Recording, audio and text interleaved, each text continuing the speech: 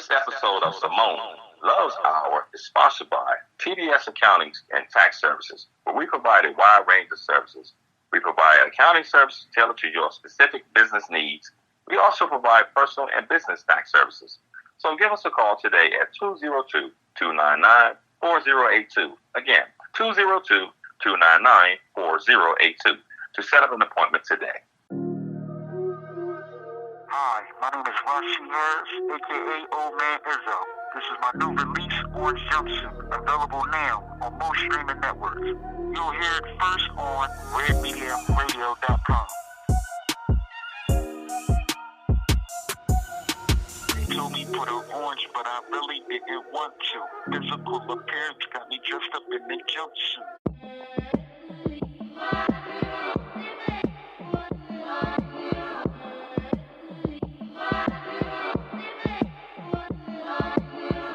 Welcome to Simone Loves Hour. Here we focus on criminal justice reform and a host of other topics. I'm your host, Simone Love, and I'll be here each and every Wednesday at 7 p.m. here on redmediaradio.com. Thank you for listening, and please enjoy the show. This is Simone Love, and I am here with Mr. Joe Walls. Introduce yourself to us, sir.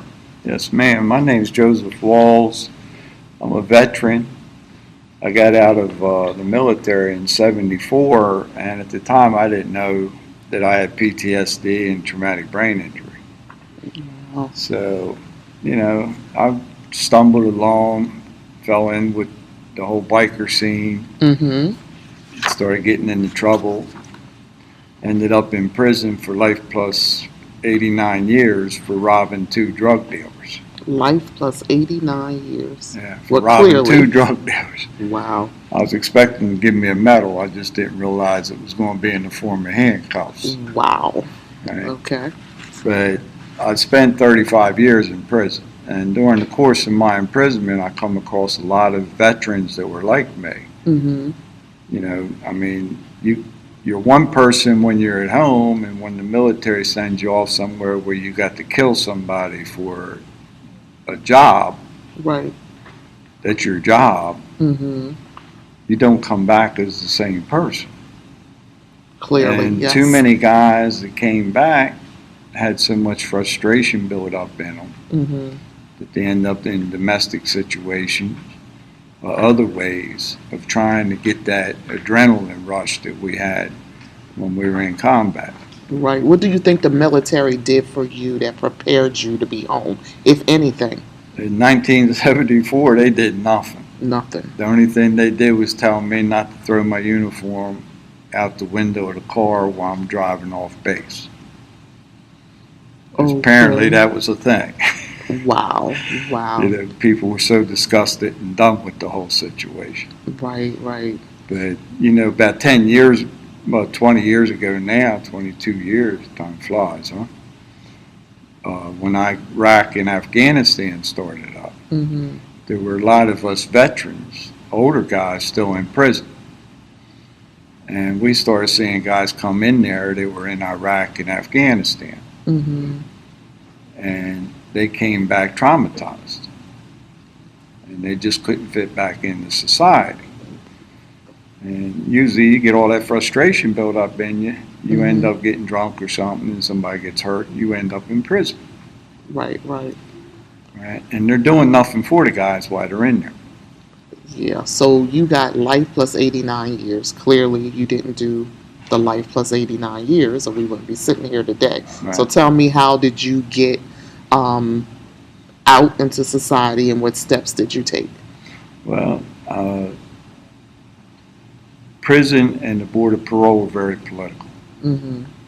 So you basically had to have connections to make it through those people. Every now and then somebody will slip out, but it seems that the older guys, the Board of Parole actually no longer exists in Delaware. In 1990, it was essentially abolished, but kept in place for the guys that were sentenced before 1990. Okay. So everybody comes before the Board of Parole were in their 60s and 70s. Okay. But I had, the whole time that I was in prison, I was a political activist. Okay. I was a political activist before I went to prison. I just carried it in there with me. Okay. And so I got in touch with people, and through the course of years, developed relationships with people. And when it was time for me to go off for parole, I had them come forward. Okay. So you got out on parole. Right. And how long have you been out? I've been out 2 years next month. 2 years? Wow. So today we are here for the Veteran Services No Shame Convention. Tell us a little about what we are prepared to hear today and what made you decide to have this event. We were talking about while I was in prison with the veteran groups and all. We had talked a lot about the need to create an organization that would take care of guys as they come out of prison and help them make that adjustment from prison. Okay. Because there's really nobody that's helping guys get out. It's once you're out, then okay, we'll help you now. But Right. you know, they need that support system. So that's what we had talked about doing. Okay. Once I got out of prison, from in prison, it's impossible to do because you got to handwrite everything. Right. And if you ever sat down and had to handwrite 100 of the same letters, Yeah, I don't see how you do you it. can't do copies. It's Right. not. You can't do it on a computer. None of that. Right, right. So it was hard to do. So when I got out of jail, I've dedicated my life to building an organization that would be there to ensure that veterans in prison receive the treatment they're entitled to from the Veterans Administration and the Department of Corrections, and that they are released as soon as possible, Okay. as soon as they demonstrate that they can live within as a peaceful person, right? But right now, they ain't got nothing. Nothing. Okay. So we're raising awareness about that. Okay. We're also in the house veterans. We started the business end of this. And so we're buying houses and converting them to use as veteran housing. Okay. That's wonderful. Yeah, and that's where we're moving forward. Okay. Well, Today what we have is we have family members, supporters of prisoners are all going to come out. Okay. We have some politicians that are going to come in and speak. It's basically broken down. The first hour and a half or some people from the city council and the county executive is supposed to be coming. Okay, and so most of these Senator Pickney, I think you interviewed her before. I'm not sure, Maria.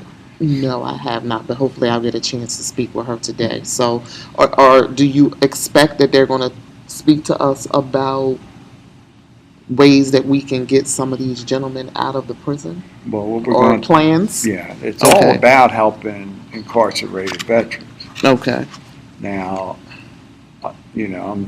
I'm giving the podium to them, and I'm saying we invited a lot of people, and those that don't show up, when I give my closing remarks, I will make sure I point out who didn't show up. Right, Because the right. thing is that we have to have a voting block, Mm-hmm.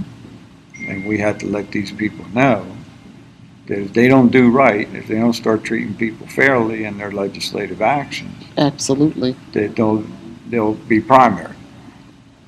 So we're a political organization is what we are, because they have a lot of nonprofits that take care of veterans, but they have to keep their mouth shut. There's a price to pay to get that grant money. Absolutely, absolutely.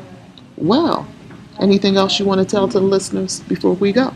So, I know you have to go plan for your event, and I appreciate you having me here, but anything else you want to say to the listeners? I'm saying that all you people out there that are in prison or have family and friends in prison, know that you're not alone, that there's over 100,000 people in the state of Delaware that have been in the prison system and out. And if we can get just 10% of them people together, we'll be able to support each other and help get our family members out of prison. Thank you. Amen. Thank you so much. I appreciate it, and I look forward to it. All right, we are here with Lori Albert from Link of Love. How are you today, ma'am? Very fine, thank you. Good. And thank you for coming over and speaking with us today here at the Veteran Services No Shame Convention. Could you just pretty much give us an idea of what Link of Love means and what you do for the prisoners? Link of Love is a support group for the families with an incarcerated loved one and ex-offenders. In that, I try to help the families understand and navigate the criminal justice system, answer questions that they may have about the future or what's a 4217, or just understanding that certain things are different in prison than they are on the outside. I also write to approximately 387 guys in prison. Wow. Not all in the same day, but over time I've Okay. written to them. We send them Christmas cards, birthday cards, which a lot of times I get a card or a note back stating that it's the only one that they've gotten for years or this year. So we just always try to be encouraging towards the gentleman inside. Okay. That's great. That's great. And how long have you been with the Link of Love, or how long is it an organization, a not-for-profit that you created? My niece originally started Link of Love in 2008. Okay. I came on board in 2010. Shortly after that, I got voluntold to be the chairman, and Okay. I've been carrying it since then. Okay. So you are here today at the No Shame Convention, and you will be speaking. Could you just give us a little premiere of what you would like to share with the listeners here that are hearing this show today? Again, I understand that some folks are here to speak about their program. I am speaking about shame and my experiences of going through it, how I dealt with it, and the fact that, there should be no shame. Right, Yeah. right. Do you have anyone in your family that is currently incarcerated? No, but I do have 387 boyfriends. Ha ha. Well, we appreciate what you are doing for the inmates. As you know, I have a son in there myself who is currently serving a life plus 527 years, and it's gentlemen like him that know your name and they appreciate what you do for them on the inside. And thank you so much for being on the show today. Thank you very much. God bless. Thank you. Okay, we are here with Mr. Please introduce yourself. Okay, my name is Sali, and one name, I used to be Cecil Hall, but that guy was getting in a lot of trouble. Cecil Hall was getting in a lot of trouble, Yeah, okay? we had to do something. Okay, you are here today with us at the Veteran Services No Shame Convention, and I see you have a book in your hand with your name on it. Tell us a little bit about that, sir. Well, the book is entitled The Willie Lynch Factor, and really what it is a look at the story of Willie Lynch and the methods that he was teaching about how to create slaves that would endure for generations. In fact, I think he said 300 years, right? So it's a look at those principles and those practices. And I'm a recovering person and an ex-offender myself, and spent a lot of time in prison. So I'm looking at what is being described as the methodology to create slaves and my own personal experience, and then I went and consulted the literature. Okay. Because I am also a student, so Okay. I went and looked at the literature, and the book is kind of showing, not an extension to, findings that I made, right, but like even some suggestions about what to do to turn some things around, because... Okay. And where can we find your book at? Well, I self-published it, and it's really not anywhere but on Amazon, right? Amazon.com? Yeah, I haven't Okay. really done it. I got 3 books published, and they've been published for about the last 4 years. Okay. And I've done nothing with them. No, okay. Well, we're starting today, right? Okay. So tell us a little bit about your time, how much time you did, and was you here in Delaware? Yes. I was, when I was really young, my father died, and, it was a tragic thing.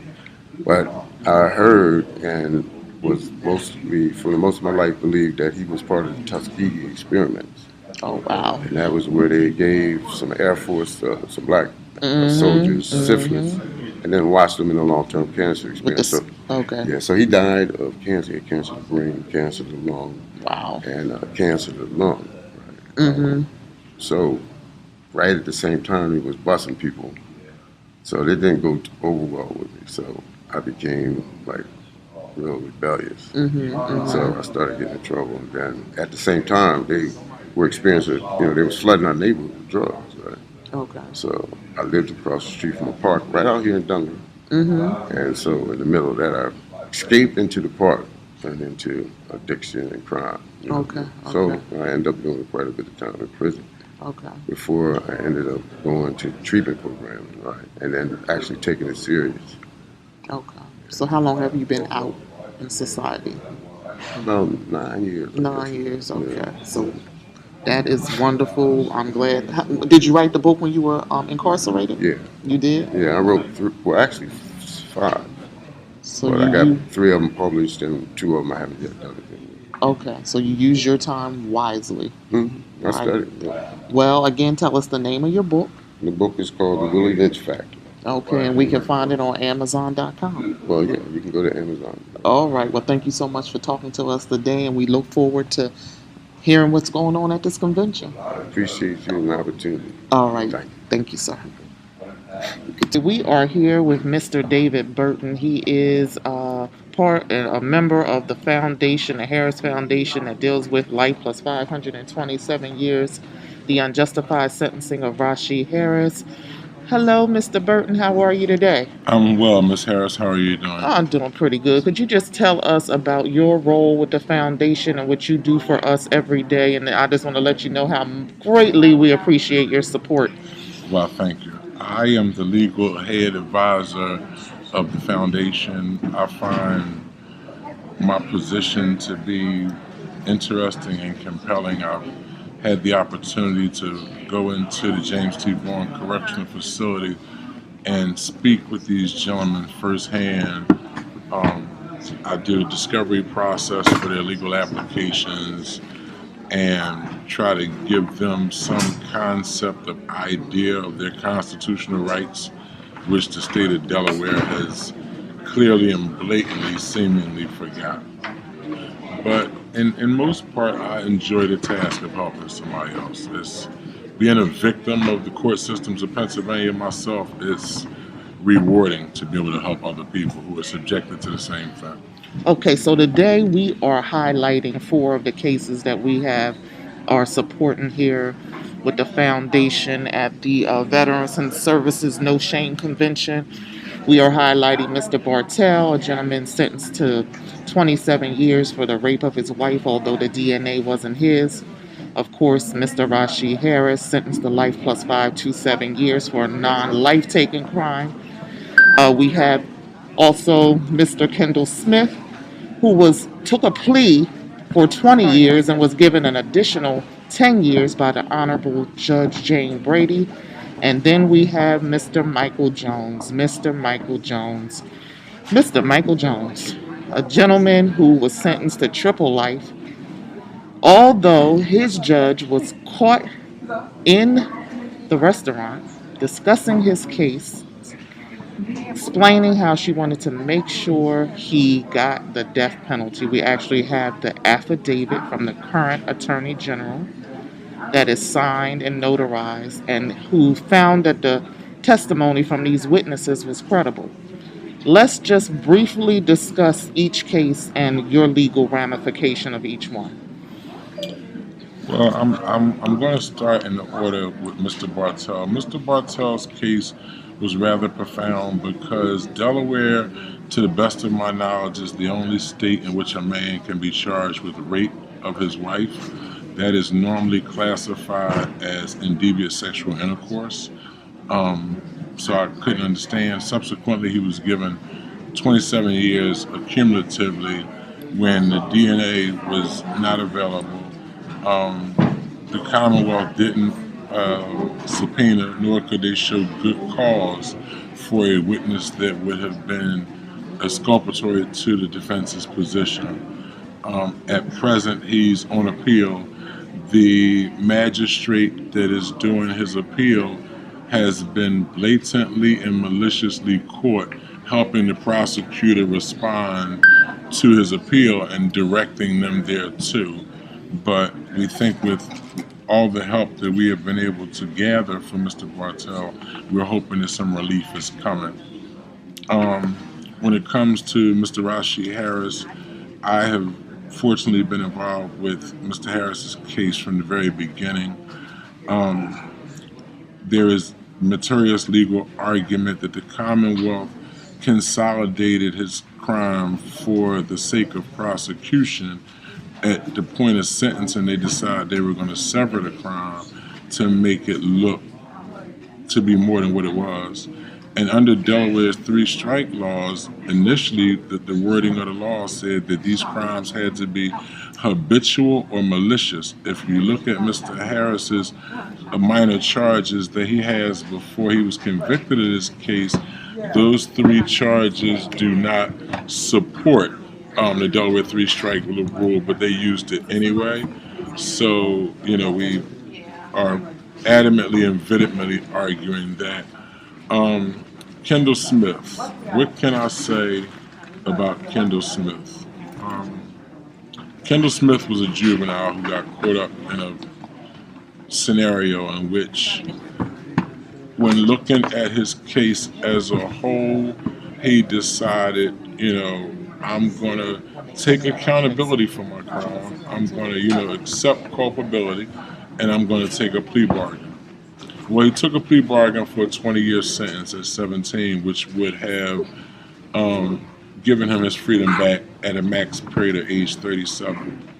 If you know anything about the penal system, anything about going into incarceration is like going into the lion's den. There's always going to be someone who tries you.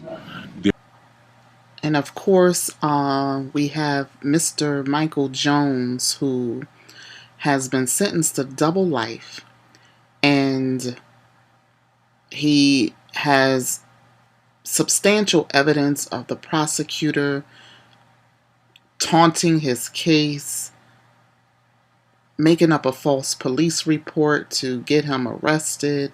We have the judge going into the restaurant Phoebe's Fishery on Lancaster Avenue, and the current Attorney General Kathleen Jennings interviewed the witnesses and found that they were credible.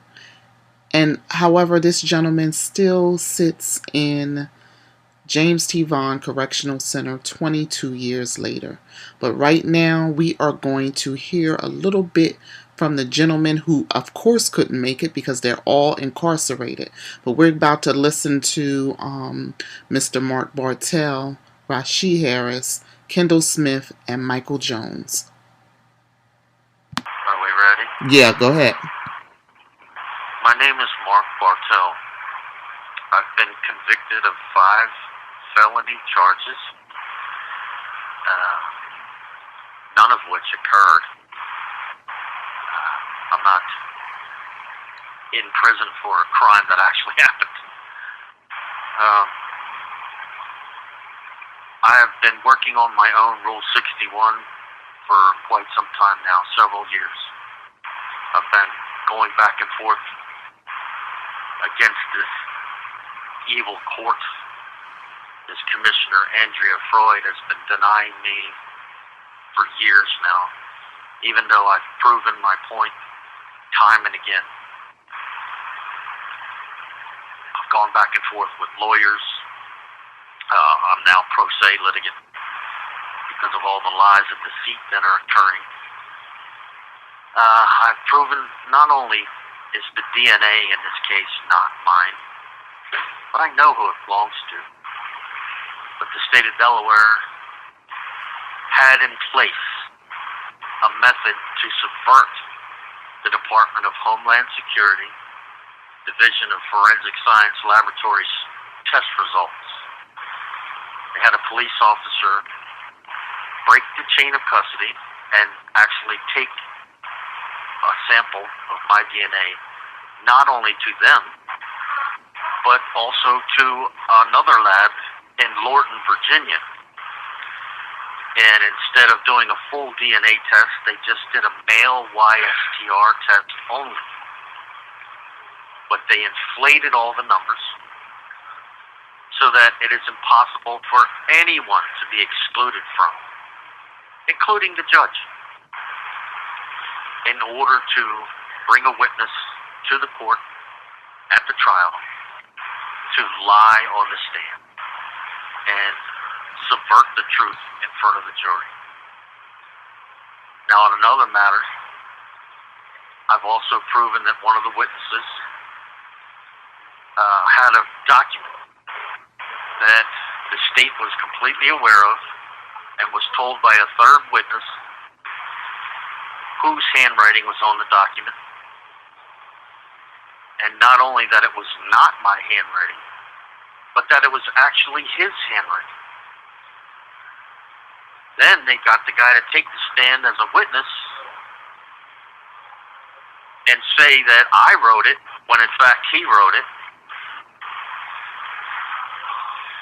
I had obtained the services of a handwriting expert named Kurt Baggett, and he has sworn that the handwriting does actually belong to Fashante Robertson. He had it peer-reviewed by an additional FBI handwriting expert who agreed 100% that it was in fact Fashante Robertson's handwriting. I have documentation from them that proves that they knew this prior to using it. The court had previously determined that it was admissible as consciousness of guilt. And now that I've proven that it was not only false and fraudulent and perjury, the commissioner is now denying me a ruling on the evidence that I have presented.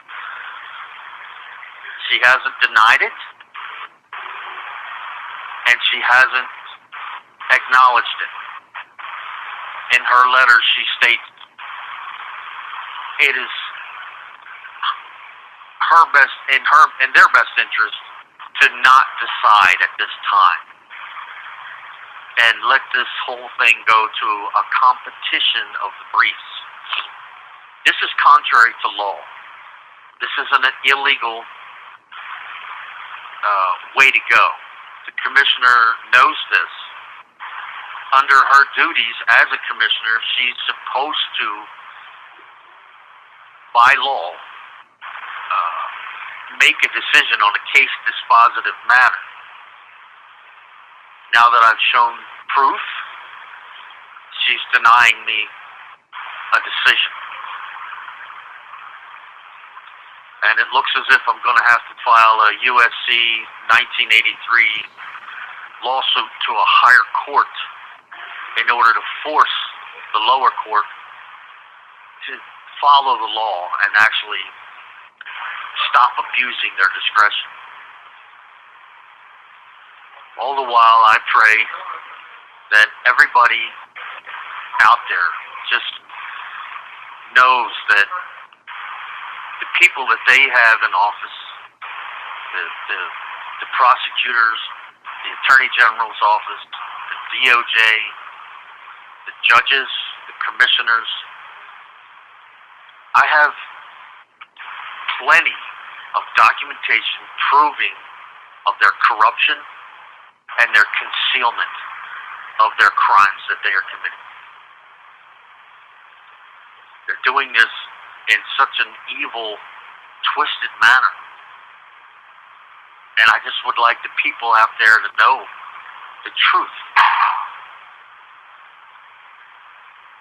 The state of Delaware has in place in the lower courts an extremely corrupt system. They're handing out sentences that they're contrary to the law. They're incarcerating people for way too much time. They're incarcerating people that are actually innocent, and they're doing this knowingly. I have all the proof in the world. And all I need is somebody to actually look at it.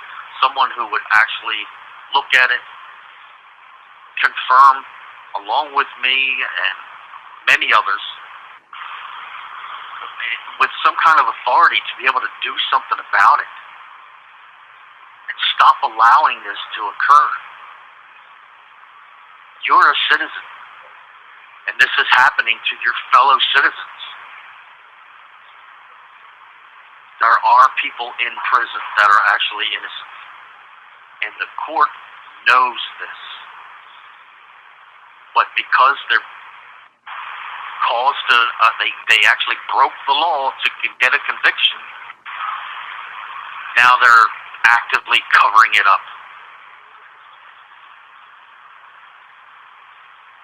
Pray for me. This is a disgusting prison. It's a terrible place to be. It's far worse than you can imagine. Thanks to people like Simone Harris, there is hope. People who realize what's actually going on and actually taking the time to not only be concerned and show concern, but actively do something about it. God bless those people. God bless Simone Harris. I cannot thank you enough. I'm eternally grateful. Even if I fail, at least you showed up. One of the greatest abilities God just looks for in people is availability. I don't know what more I can say. Rashi Harris. I'm currently incarcerated at James T. Vaughn Correctional Center. My parents, 11 plus years ago, painted a picture of myself to be a dangerous man. My criminal behavior wanted to paint a picture to the ones I call my friends. The picture I painted up to the incarceration has given me life plus 527 years. The time of incarceration in this facility, I still have the mindset following the picture I painted. As years went by, I've grown mentally and physically. I've learned over the years that it's time to create a new picture to paint, which is my present and future. Taking me into consideration, I've accomplished goals that I've never thought I could accomplish. My family and friends have given me the strength to be successful. Now that seed is painted in my mind. I can pour water, also known as knowledge, and watch my mind expand. With this newfound strength, I will only use it to succeed in life. Outside of the certificates I produced while incarcerated, I've been working on becoming an electrician. With dedication and hard work, I should receive my certificate in the month of October. At the age I'm at now, my goals are simple: be successful and never allow someone to paint my picture. I am a man who's prepared to be successful if given a chance. This is Michael Jones, inmate number 417267. I'm one of Delaware's dark secrets. I was illegally arrested, maliciously prosecuted, and wrongfully convicted. I've been incarcerated 22 years now. I'm a juvenile lifer. It was done to me by my trial judge, the prosecutor, and the court-appointed attorneys, and the detectives on my case was inhumane, unpatriotic, and unconstitutional, and downright criminal. There is no disputing these facts. I am actually and factually innocent. I challenge anyone that's listening to get in contact with Simone Love and read these documents that show there was a conspiracy by Delaware's court officials to take my life by any means necessary. My trial judge was caught expressing her desire to kill me while out dining in a public restaurant. Detectives falsified and fabricated my arrest warrant. The prosecutor induced false and perjured testimony from every state's witness in my case intentionally and knowingly. I'm asking for the public help to bring an end to this dark secret that's been swept under the rug for almost a quarter century. Thank you. Kendall Smith. 12 years ago, as a juvenile offender at the age of 17, I committed a murder in an attempt to rob a man that was dealing drugs in order to satisfy my addiction to drugs at that time. In hindsight, I'm able to realize that I was inflicting pain unto others due to the pain that I was suffering personally. More importantly, I realized that it was due to my lack of knowledge and lack of initiative to ask for help and to confront the source of my pain, which was the root cause as to why I was inflicting pain onto others. I was sentenced to 30 years for my crime. At my sentencing, I didn't know what I was being sentenced to, nor did I understand all the legal jargon being used among the judge, lawyer, and prosecution. When it was my moment to speak in regards to my thoughts and behaviors, I was not able to do so. It was during that state of shame that I was able to understand the significance of the use of language, which provided me with further realization that it was due to my lack of knowledge and the use of language that caused me to lack in the confidence needed to take the initiative to ask for help and to confront the source of my pain. As a result, my sentencing, although unconstitutional, provided me with both the direction and the drive to obtain knowledge to benefit myself and others in order that I may speak out, know how and know what initiatives to take to ask for help and to confront the source of my pain, thus assisting in me controlling my pain to prevent a reoccurrence of uncontrolled pain that is the root cause of my incarceration. Now, 12 years later, although I've obtained some knowledge, I'm still seeking to obtain knowledge to benefit myself and others in order that I may establish a successful transition upon my release date. So today I'm speaking out to you in order that you may help me to overcome these current obstacles before me, that I may continue to strengthen my power of my will, and that I may continue to confront the source of my pain, and that I may continue to be guided as to the assistance that is available for me to make a successful transition home. Peace and blessings to you all, and please show your brother and comrades some love. Thank you.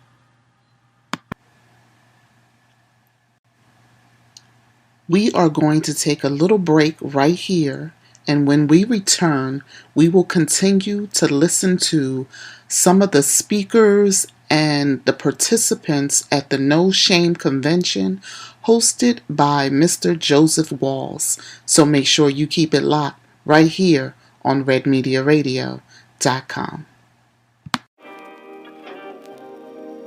I'm Simone Love, and after my son was sentenced to life plus 527 years, I took on some of the guilt for his predicament, which I portray in this next release titled Sorry, available now on most streaming networks. I'm so sorry.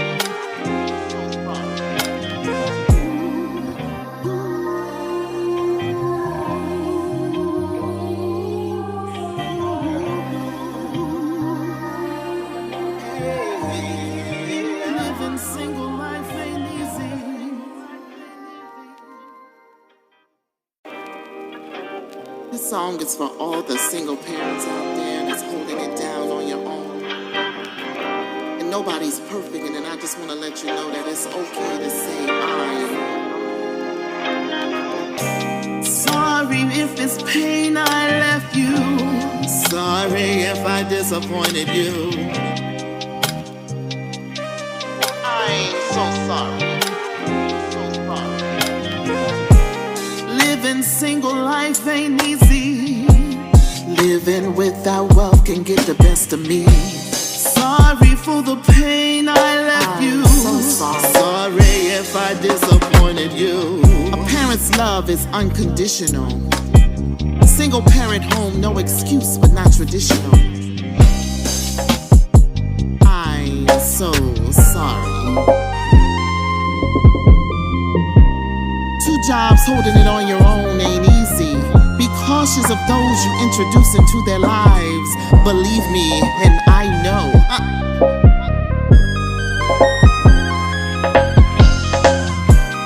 Sorry if I left you.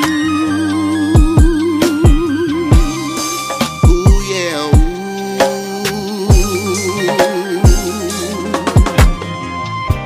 Sorry for the pain I left you. Sorry if I disappointed you. I'm so sorry. Living single life ain't easy. Living without wealth can get the best of me. Living single life ain't easy. I'm so sorry. Living single life ain't easy.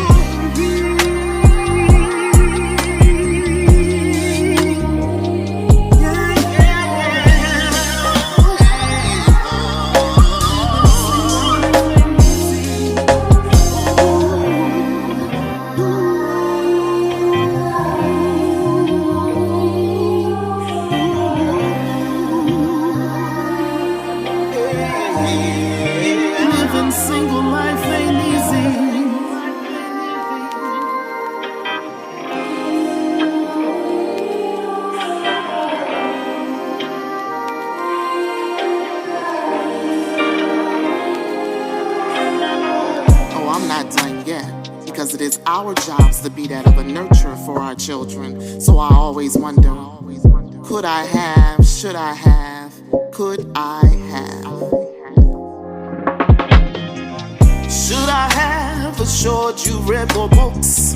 Should I have been cautious what I do? Could I have, should I have, should I have? Oh yeah. Should I have assured you understood? Could I have assured you was secure? Could I have, should I have? Oh yeah.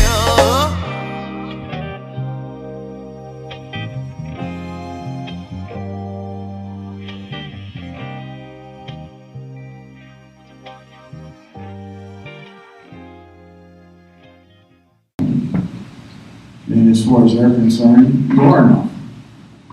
And that's the way they treat prisoners. And that's what the way they've treated many of the people in this audience.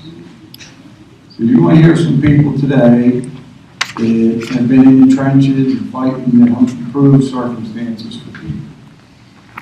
And hopefully, by the end of this thing, we will be able to come to some kind of understanding on issues to move forward.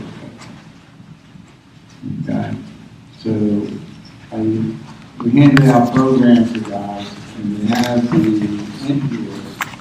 They have who we are and what we're asking for. But they also have some legislative stuff in here that we're asking for. One of them, because we are a veteran organization, our first priority is Veterans Bill of Rights, something that entitles veterans to obtain the treatment, both from the courts and the prison system, that their service to this country has earned. Many of these guys were really nice people, good family people, very peaceful people, until they got sent to war. And when they come back from war, they're so traumatized, and there's nothing really done for them to help them adjust to what's going on in society, that they end up in trouble. And they end up in prison. And it broke my heart. When I went to prison, there were so many of my fellow veterans there that came back from Vietnam all messed up. 20 years later, when these guys started coming back from Iraq and Afghanistan, they ended up going to prison. So I'm sitting in there and guys are coming to prison for doing what I did. All right? So something has to change on that front. Another one is the Civil Rights Act. Now Delaware is one of the only states in the country that doesn't have a state civil rights law. There's a federal civil rights law, but you can't enforce state rights under federal legislation. The courts always block that. So we need a Civil Rights Act that would give individuals the ability to mitigate the violation of their rights. So that's another one we're asking for. There's the Criminal Justice Integrity Act. Treated unfairly, the sentences are too long or they got too many sentences. What this would do would create an awful complaints about guys that are innocent or maybe didn't do the crime that they're actually in prison for. To try to get that adjusted so that you're in with the crime that you committed. The fourth one is Judicial Officer Integrity Act, because we really public defenders, any defense attorneys, prosecutors, they're all considered officers of the court. They have certain ethical responsibilities. One of them is to keep you informed of what's going on. I mean, how many people call their lawyer and never get called back? You don't know what's going on for the day you walk into the court. When you have judges, they're not enforcing the law because it's written. Now, legislators go through a lot of trouble to write this legislation, and then the courts just refuse to apply. So there has to be some way to bring accountability to these people, because they're harming too many people, they're up in too many rights. we won the parole board reinstated for all offenders. And they passed true consent in 1990. They took away parole boards, and nobody can get parole release now. We just heard some opening remarks from Mr. Joseph Walls, who is hosting this event. Next up, let's listen a little bit into Councilwoman Linda. My name is Linda Gray. I'm the 1st District Councilperson for Wilmington, Delaware. And I'd like to thank for the invitation to the No Shame Convention. A lot of these issues that I'm hearing for the first time are state issues, and I am city.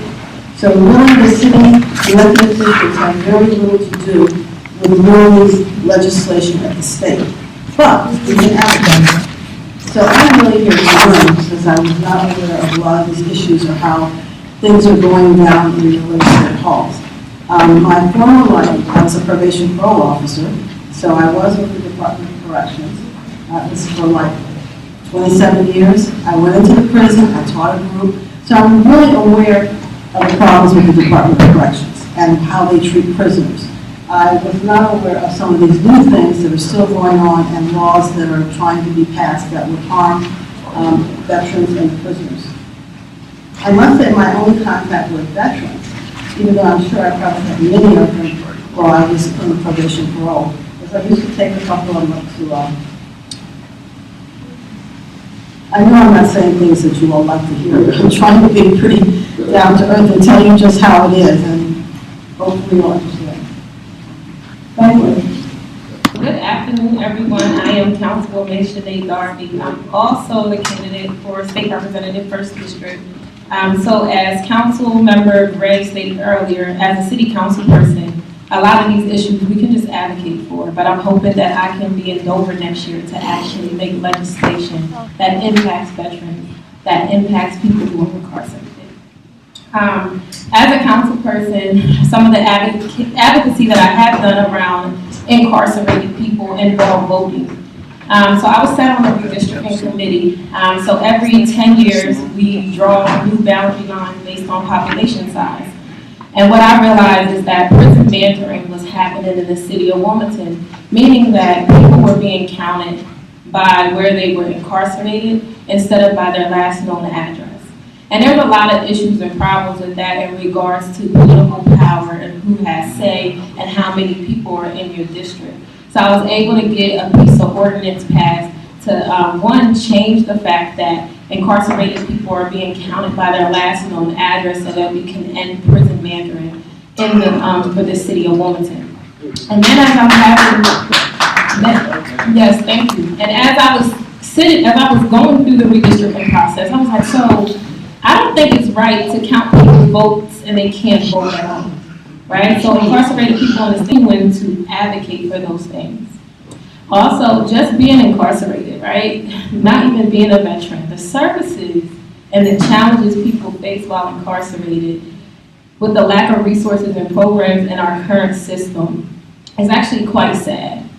I have a personal loved one who came home, who returned from being incarcerated, and I witnessed that he was a different person. There was no rehabilitation. I actually felt like his mental health declined. He felt like it was a real struggle to transition and reintegrate into our community. So I know firsthand from experiencing with my loved ones on some of the challenges that a lot of our men face when they're coming home, especially for housing, is so key and important. But one thing I know that veterans are powerful. They have personal stories of overcoming adversity and a unique perspective on teamwork and leadership. So I believe that veterans, they can be a benefit anywhere, but we have to provide them with the services and funding. And I think City Council could actually do more than what we say. I think that we could allocate funding for like a Wilmington Veterans Center, right? We can do things like that on City Council level. I think we have to become very creative in what the authority and power we have. We might not can impact the whole state, but we can do things like that to be able to bring services and resources into one hub so that veterans who aren't in the city of Wilmington know where to go. It's a one central location for them to be able to get the services that they need. And I think as a state representative, definitely advocating for better services for veterans who come home, who are incarcerated and returning home. We need services in the prisons and outside of the prisons. And that's looking at housing, employment, mental health services, overall for all incarcerated people. And we have to fight for the people who have fought for us. And one day I'm going to be a veteran. I'm still in the Army National Guard. I don't know, they're going to try to bribe me in a few years to try to sign another contract, so I don't know yet. But I know that one day I'm going to be a veteran, and I hope that I have people advocating for the services that I need once I become one. Thank you.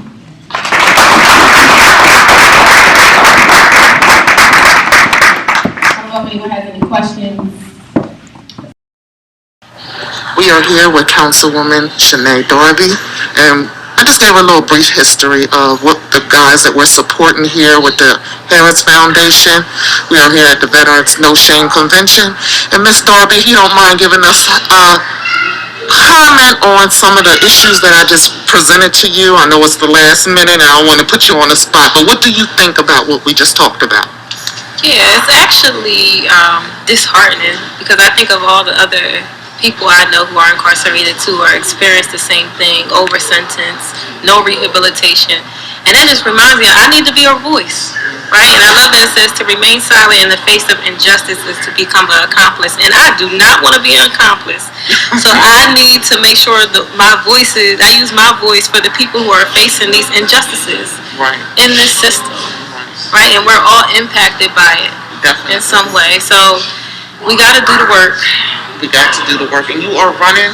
Yeah, I'm running for a state representative, 1st District. So when I get down to Dover, I'll be able to speak about issues around incarceration and people who are returning home and what services look like, and even injustices in sentencing, injustices and judges and the decisions that they're making. So. Okay, well, thank you so much for talking to us today, and we look forward to seeing you be elected this November. I appreciate it. County Executive Matt Myers is about to speak. Let's listen in. Joe Walsh, what he's doing today is very impressive. People reach out to us wanting to use this library space, and we're never quite sure what we're going to get. And this is truly impressive. So to Joe, the Veteran Services Housing Organization, everyone who had anything to do with putting this together, I wanted to say thank you. To the Wilmington chapter of the Nation of Islam, let's give them a round of applause.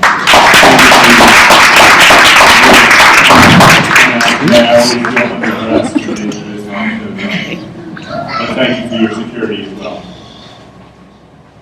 So anybody remember the Reverend Jesse Jackson? Reverend Jesse Jackson. He used to give this speech. I was a kid when I first watched it, where he would talk about his father serving in World War II for the United States of America as a soldier, and going abroad and deploying, and then coming home. And he came home, I think, in New York City, and he got on a train to go back to, I believe it was South Carolina. The Muslim brothers, and in about Washington, D.C., they made him get up and move back in this black train car. And he had to ride the remainder of his ride on a train car that was very separate and very unequal. And I can't say it the way Jesse Jackson said it, but just the dramatic difference is someone who fights for our country side by side with other soldiers, regardless of race, regardless of income, regardless of where he came from, and then suddenly comes back to our shores and things aren't nearly as free and equal and beautiful as we claim them to be. Case alone, but I'm not going to do that. What I want to do is outline some of the things that has to be done. First, I'm going to tell you, for my own sake, because I'm sure there will be retaliation. I'm Christopher Desmond. I'm chairman of the Social Concerns Committee of the Catholic community. It's the Catholic tenet of the religion to practice social justice. Since I've been in trouble before with the administration, I'll make that known that this is a religious dedication that I have, along with Joe and some other people, to bring social justice across the board to everyone. In Delaware's justice system, we have a prosecution run by Kathleen Jennings that only considers itself to be seek convictions for individuals rather than justice across the board. In some cases, are more outrageous than others, and I'm sure family members there can attest to this through their own family members' convictions and the outrageousness that took place during that. I'll outline a few cases. I'll exclude my own, but I will tell you that one of the individuals, Maurice Cruz Webster, around the corner from the library here in Simon's Gardens, was convicted of first-degree murder. First-degree murder in which no DNA matched his. They brought in a jailhouse informant, and he said that he heard a conversation. That, in essence, convicted him. Kathleen Jennings has done nothing but hold the conviction, and a 5-second identification from the victim's aunt. The victim himself, a lifelong friend of Cruz Webster, said that he wasn't the one who did it. However, no justice. In another case, an individual named Joe Moretta was walking down Connell Street in Wilmington. A shootout occurs. He ducks behind one of the guys doing the shooting. He had no gun, but yet he was convicted and sentenced to life in prison. Another case, Anthony White. In that case, the informant turned out to be a murder in another case, which the police allowed to continue to roam the streets of Wilmington committing crime. And eventually what they've done is charge him with a murder. And during the course of Anthony White's 15 years in prison, the individual confessed twice to being the killer, of being the shooter of the individual. Not once did the Attorney General ever stand up and say anything. These are but a few of the cases. Another one is a guy named Mike Jones. In Mike Jones' case, the judge was caught in a restaurant telling her husband how she was going to give it to him because she didn't like his lawyers. Well, once all the other things were wrong in that case, again, Jennings stood up and said no.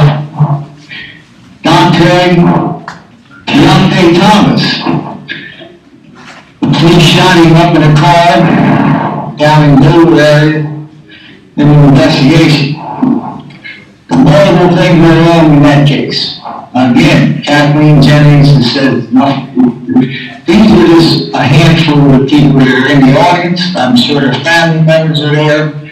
And it's part of the Delaware injustice system. Thank you for the opportunity to speak. My name is Simone Thomas. I'm a freshman at Timberline High School and the daughter of Deontay Thomas.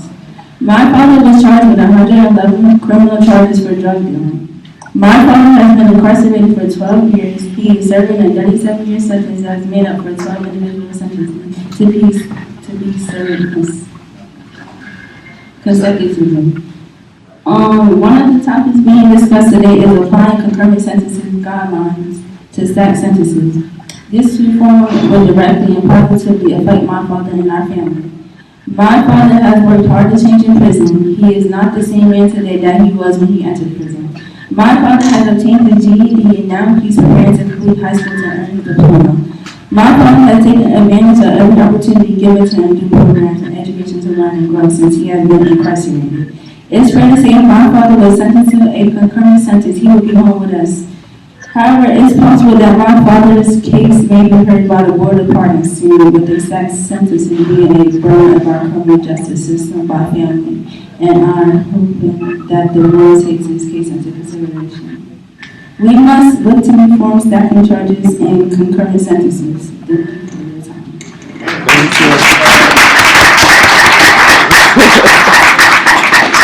time. This is Simone Love, and I am here with Catherine, and Catherine is going to give us some information about what she's doing in the community. Hi, Catherine. Thank you so much for sitting with us today. Tell us about yourself and what you're doing. So, as I stated, my name is Catherine Alvarado May. My company is known as AMP Assistance. For the past year, I've been helping incarcerated people obtain their stimulus payments. They've been sharing some of the atrocious behavior that's been happening within the prison. From guards, sanctioning them for no reason, write-ups, leaky roofs, termites. They ran out of supplies at one point. I have a gentleman that has been in for 10 years, and he only just found out that his defense attorney suppressed evidence in his case. Wow. Now, is this in the state of Delaware? Yes, ma'am. Okay. It's been a lot. As I said, I'm a tax professional, so everyone has pretty much reached out. It's essentially been word of mouth, but of course they share their other issues with me, and it's very concerning. Most of my clients in Delaware are at JTV, at James T. Vaughn, which is by far probably the worst prisons in the country, in the system, in the city, right? Yes. There's a lot. There's a lot. Yeah. They don't really have anyone to go to vent their concerns. And that's exactly what it is. They have no resources. Now let's listen up to some closing remarks from our host, Mr. Joe Walls. On the election now, you ain't being primary, but general election in November. You go out to vote, do you want to pull a lever for somebody who's been having their foot running now for the last 4 years? You got to think about them things when you vote. The voting does count. Yes. Sometimes you have to vote for the opposition to get rid of the people that are undermining you on your side of it. People that are supposed to be with us, they're actually working against us. Got to get them. I was at a fundraiser for Representative Doherty Wednesday night, and Miss Tyler was there. Some of you guys may know her. She ran for mayor a couple times. And I'm telling you, man, beautiful woman has like a half an afro going on, right? And she was like talking about when she got done. I felt like I was back in the 60s. Marching in the streets, man. I was very, revolution, let's get it. That's the radio information. Thank you. All kinds of people out there that want to support us, they just didn't have a forum to do that. And this is where we're going to get it. Because we're going to put together this thing, whether other people like it or not, we don't care. We're not here to please anybody. Right? All that pleasing stuff, I'm good. Ms. Potter said the other day, it was nice meeting you, you're a nice guy and all that, great. Okay, pack your bags and leave. Right? You're like a guest that comes into your house and then doesn't want to leave. Okay, it's time for you to go. Step out. At the time when it was popular to be tough on crime, they had 3 strike laws and crack cocaine and stuff, shut down the courts so people can't get out of prison. Those times are over. It's a new time. They cannot control us, so they're going to have to listen. Yes, sir. That's the direction we're moving. I want you guys to think about that, take the message to the people in the community, and let them know that there's a choice to be made from the 13th of September, and there's a choice to be made from the what is it, the 4th or the 7th? No. The election. None of us. Yeah. It's terrible. From November is listed in there. I'm going to give the Right Reverend Benjamin Crump up here to give us a closing prayer and November 8th is the election. And after that, if you guys want to mingle. That is wrapping up the show today at the No Shame Convention hosted by Mr. Joseph Walls, a gentleman who has been 2 years out of being incarcerated, who still continues to fight for what is important despite the fact that he is now a free man. And I so much appreciate his drive and dedication to what he has gone through.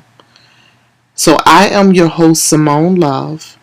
Again, we are here at the No Shame Convention. And I just want to thank you all for listening in today.